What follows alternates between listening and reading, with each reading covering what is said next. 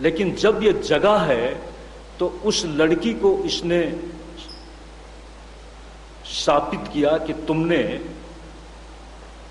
हमें भ्रष्ट कर दिया। उसने कहा तुमको हमने भ्रष्ट नहीं किया, हमने तो तुमको समाधि से होश ला करके नया जीवन दिया है। तुम अगर ऐसा मानते हो तो तुम मुझे शाप देकर तुम भी मेरे साथ रहोगे और मेरे संग से ही तुम्हारा उद्धार होगा। कहते हैं वही पूर्व जन्म की कहानी अजामिल के वर्तमान के जीवन में घटित होती है। वही जो पूर्व काल की बाला कन्या थी तपस्वी की, यही वर्तमान में उसकी संगिनी बनती है और उसकी ही संतान से इसका उद्धार होता है। नारायण नाम के साथ चलने वाले महात्मा जिस समय अजामिल ने प्रश्न किया कि मेरा उद्धार कैसे होगा, उस समय संतों ने कहा उद्धार तो नारायण ही करेंगे।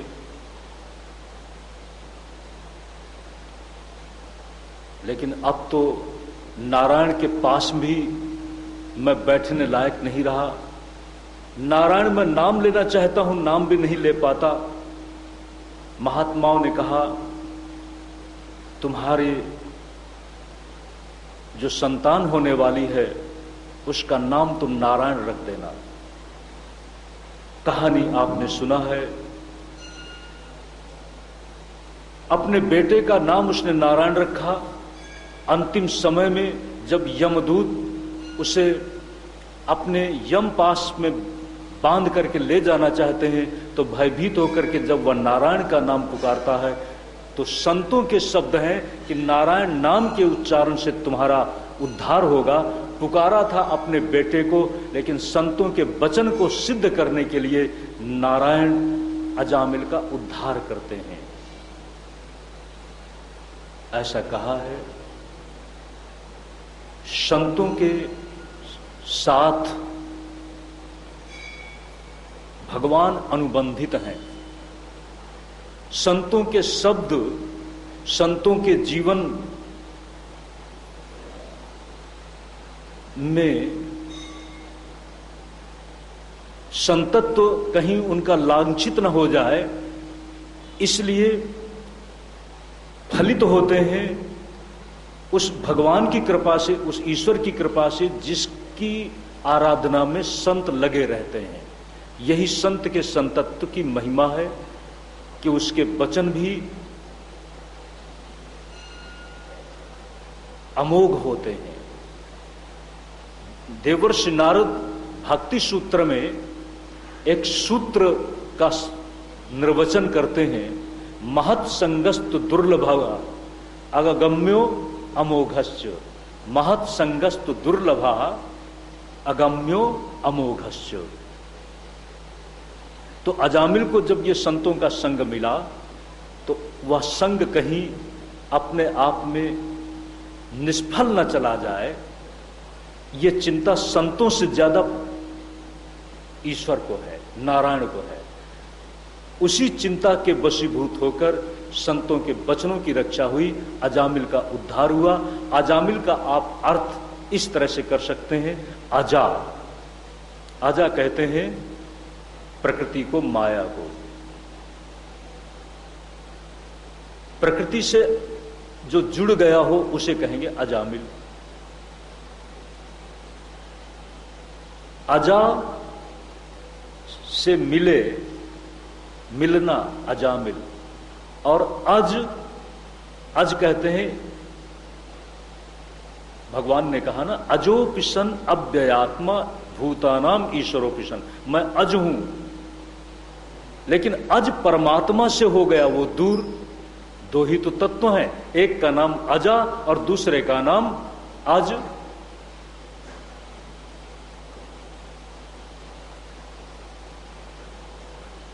अगर अज से मिला होता तो ये उसकी दुर्गति नहीं होती। अजा से मिल गया तो अजामिल का ये उपाख्यान अपने आप में इस बात को बताने के लिए है कि हमारा भविष्य हमारी अपनी ही नजर में अगर धुंधलाता हुआ नजर आ रहा हो कि हमारा पता नहीं क्या होगा, तो उसमें शुभ की संभावना है, उसमें उद्धार की संभावना है। और उस संभावना को अगर हम नहीं छू सके, उस संभावना में हमारा कदम आगे नहीं बढ़ सका, उद्धार नहीं हो सका, तो कहते हैं दूसरा एक अभिशप्त क्षेत्र है। अभिशप्त क्षेत्र है नरकों का। 28 तरह के नरक बताए गए हैं। तो नरकों की व्यवस्था से जो हमें बचा ले, कैसे बचाएगा? कहते हैं हरिर हरति पापानी, हरिर हरति पापानी। हरि पापों का हरण कर लेते हैं। हरण कब कर लेते हैं? जब आप पुकारेंगे। कहते हैं कैसे पुकारेंगे? आर्त होकर के पुकारेंगे। आर्त होकर के पुकारने की बात में आपने गजेंद्र का नाम सुना है। गजेंद्र ने आर्त होकर के पुकारा था, और जब आर्त होकर के पुकारा था तो हरि ने सोचा कि मुझे पुकार रहा है, इसलिए इसकी पीड़ा को दूर करो। सुखदेव जी महाराज परीक्षित को, आपको ये पता है, जब नरकों का निरूपण किया गया है तो परीक्षित जी आज पहली बार अपने जीवन में पहली बार वो शिकार के लिए गए हों, ऐसा तो नहीं है, पहले भी गए होंगे। न मालूम कितने पाप भी हुए होंगे। उन पापों से मेरा उद्धार कौन करेगा? अगर आपको पता चल जाए कि इस मंत्र का जप करने से मेरे पापों का जो समूह है नष्ट हो जाएगा और मैं नरक से बच जाऊंगा, और इस मंत्र के अधिष्ठाता चैतन्य, 3 बातें ख्याल रखना, पापों का नष्ट हो जाना और पापों के नष्ट होने के साथ साथ नरक से बच गए, लेकिन अभी उद्धार तो नहीं हुआ ना। आपको पता चल जाए कि इस मंत्र के अधिष्ठाता देव हमारा उद्धार कर लेंगे। इस विश्वास से अगर आप मंत्र का उच्चारण करते हैं तो निश्चित ही पापों का नष्ट होना यह सिद्ध हुआ, नरक से आपका बचना भी सिद्ध हुआ, और इसी के साथ तीसरी बात, आपका प्रभु के साथ या आपको जो मंत्र का अधिष्ठाता है वह किसी सत गति के साथ आपको उसमें प्रतिष्ठित कर दे। किसमें? सत में। अगर ये आपको विश्वास है तो निश्चित ही ये विश्वास ही आपको आपके जीवन में एक संबल बन जाएगा। सुखदेव जी इस उपाख्यान के द्वारा परीक्षित को मानो ये बता रहे हैं, परीक्षित के अंदर ये विश्वास पैदा कर रहे हैं कि परीक्षित तुम्हारा भी उद्धार होगा, तुम्हारा भी उद्धार होगा। कैसे? आखिर में तो बता ही दिया है। आखिर में जो बताया है हम उसको थोड़ा पहले ही बोल रहे हैं। नाम संकीर्तनम यस्य सर्व पाप प्रणाशनम। जिसके नाम संकीर्तन से संपूर्ण पाप नष्ट हो जाते हैं, और जिसको किया गया प्रणाम सभी प्रकार के दुखों को समाप्त कर देता है। प्रणामो दुख समनस्तम नमामि हरिम परम। ये श्रीमद् भागवत परीक्षित के लिए ही तो ऐसा लगता है बना। सबसे पहले तो सुखदेव जी महाराज के द्वारा परीक्षित को ही तो सुनाया गया था। अगर परीक्षित को न सुनाया गया होता तो श्रीमद् भागवत अपने आप में सुखदेव जी के अंतर हृदय में ही रह करके अपने आप में गुप्त बना रहता, इसका प्रकाश नहीं होता। इसका प्रकाश हुआ परीक्षित जी के लिए, और परीक्षित जी की चेतना का प्रकाश हुआ ज्ञान में। अज्ञान के प्रभाव में जो कुछ भी उनके द्वारा कुकृत्य हुआ, दुष्कृत्य हुआ, उसके फल स्वरूप उन्हें जो शाप मिला था मृत्यु का भय तो खत्म ही हुआ। ध्यान देना सज्जनों, मृत्यु तो निश्चित है, लेकिन मृत्यु का भय खत्म हो जाए। मृत्यु का भय तभी खत्म हो सकता है जब ये पता चल जाए कि मृत्यु जिसे मार सकती है मैं वह नहीं हूं। मृत्यु जिसे खत्म कर सकती है, मृत्यु का स्पर्श जिसके साथ हो सकता है, मैं उससे परे हूं।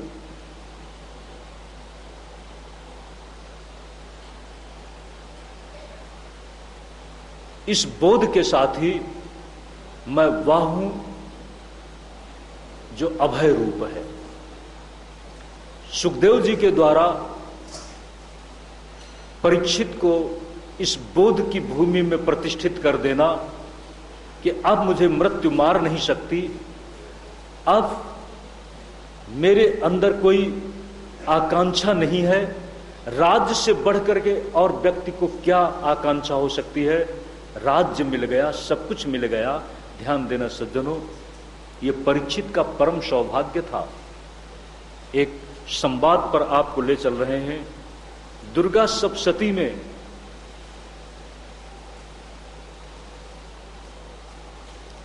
दो पात्र हैं, एक राजा सुरथ और दूसरा है समाधि वैश्य।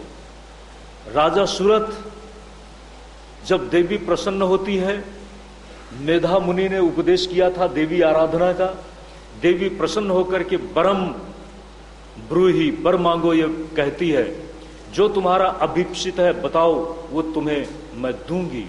राजा सुरथ ने अपना खोया हुआ राज्य मांग लिया।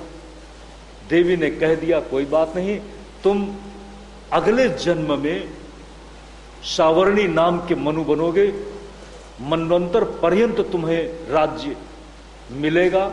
लेकिन ध्यान दें सज्जनों, मुक्ति नहीं मिली। समाधि वैश्य ने कहा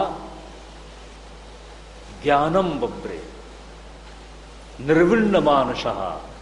अब समाधि वैश्य का मन कहीं पर भी नहीं जाता, अतीत उसके लिए खत्म हो गया।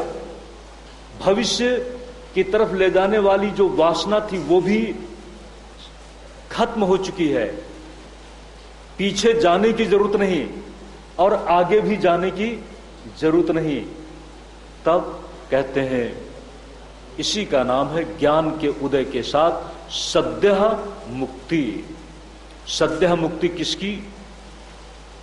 अब अज्ञान का पास आगे के लिए नहीं है, ज्ञान से नष्ट हो गया। ज्ञान की महिमा में प्रारब्ध से ये शरीर जब तक निश्चित था तब तक चल रहा है, ये भी खत्म हो जाएगा। संचित कर्म भी नष्ट हो चुके और क्रियमाण कर्म इसलिए नहीं रहे क्योंकि अहम नहीं रहा। इस ज्ञान की सिद्धि से व्यक्ति मुक्त हो जाता है। और इसी के साथ साथ ध्यान दें, अगर ज्ञान की सिद्धि न हुई, भगवत स्वरूप का चिंतन करते करते भगवानमय व्यक्ति हो गया तो भी मुक्त हो गया। परीक्षित की ये स्थिति है, सिद्ध हो जाए, इसके लिए सुखदेव जी महाराज ने जो उपाख्यान दिए, अजामिल का उस उपाख्यान के पीछे ये मर्म था।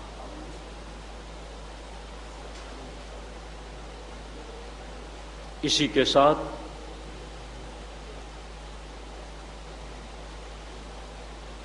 बीच में दक्ष की संतानों के संबंध में जिज्ञासा हुई है कि दक्ष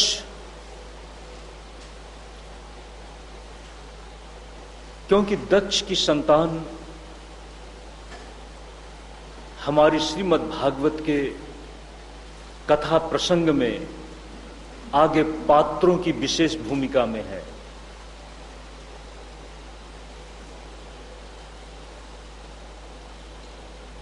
त्वष्टा के पुत्र हैं विश्वरूप, और एक घटना बन गई थी देवराज इंद्र के द्वारा राजमद में गुरु का अपमान हो गया। गुरु का अपमान हो गया। गुरु बृहस्पति को मन में बड़ी ग्लानि हुई कि जिस देव समुदाय के लिए मैं इतना कुछ करता रहा, ये देवनायक इंद्र मेरा मूल्यांकन नहीं कर पा रहा, मेरा अपमान कर रहा है। वो नाराज हो गए। जब वो नाराज हुए तो असुर समुदाय ने देखा कि अब जन्मजात जो हमारे शत्रु हैं देवतागण, अब इनको पदभ्रष्ट कर देना चाहिए, इनका जो कुछ भी वैभव है छीन लेना चाहिए। शत्रु नीति यही कहती है कि जिस समय शत्रु कमजोर होने की स्थिति में हो उस पर आक्रमण कर दो। असुर कुल ने आक्रमण कर दिया, और जब आक्रमण किया है, गुरु का आशीर्वाद नहीं रहा, देवता लोग भटकने लगे। ब्रह्मा जी के पास में गए हैं। ब्रह्मा जी ने कहा है विश्वरूप को अपना गुरु बनाओ। विश्वरूप को गुरु बनाया है, लेकिन इंद्र स्वार्थ में अविवेक का एक कदम उठा डालते हैं। विश्वरूप इंद्र को नारायण कवच का उपदेश करते हैं, और नारायण कवच के उपदेश के साथ उनको विजय भी मिलती है।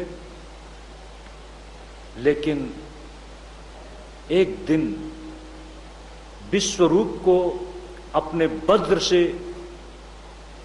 वज्र के आघात से खत्म कर दिया, वध कर दिया।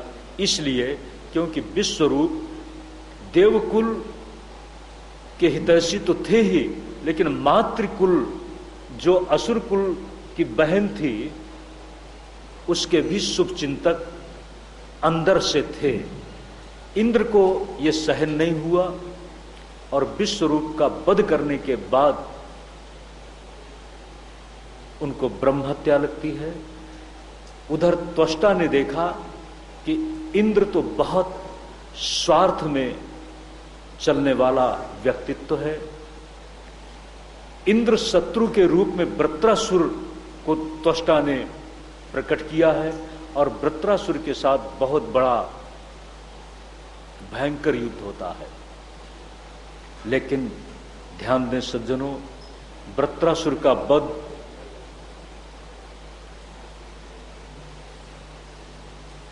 ऐसे संभव नहीं है, क्योंकि वृत्रासुर की जो आत्मा थी वो चित्रकेतु की आत्मा थी, और चित्रकेतु अपने आप में बहुत बड़ा भक्त था, बहुत बड़ा ज्ञानी। चित्रकेतु किसी समय भगवान शंकर, ऐसा आप मान लें कि भगवान शंकर अपनी सहजता में पराम्बा पार्वती के साथ बैठे हुए थे, देव सभा जुड़ी हुई थी, और चित्रकेतु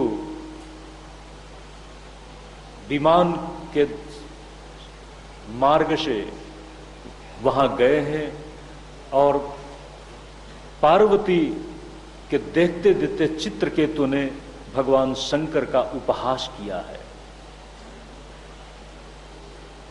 भगवान शंकर की स्थिति का उन्होंने मजाक उड़ाया है। पार्वती ने शाप दिया है और उसी शाप के साथ चित्रकेतु की आत्मा असुर कुल में जन्म लेती है, वृत्रासुर के रूप में। इसलिए उसको मारना भी आसान नहीं है। और त्वष्टा के मंत्र बल ने वृत्रासुर को इतना पराक्रमी, इतना भयंकर योद्धा बनाया कि वह देवकुल के लिए अपराजेय बन गया। ध्यान दें, उसको कैसे मारा जा सकता था। देव सभा जुड़ी, ब्रह्मा जी आदि उसमें बैठे हुए हैं। आपको एक विशेष कथा की तरफ ले चलते हैं। आपने सुना है महर्षि दधीची का नाम। चित्रकेतु ही वृत्रासुर के रूप में है और इसको अगर खत्म कर सकते हैं तो कोई महातपस्वी की अस्थियों से अगर अस्त्र बनता है, शस्त्र बनता है, उसी से खत्म किया जा सकता है। ये दधीची आपको मैंने बताया।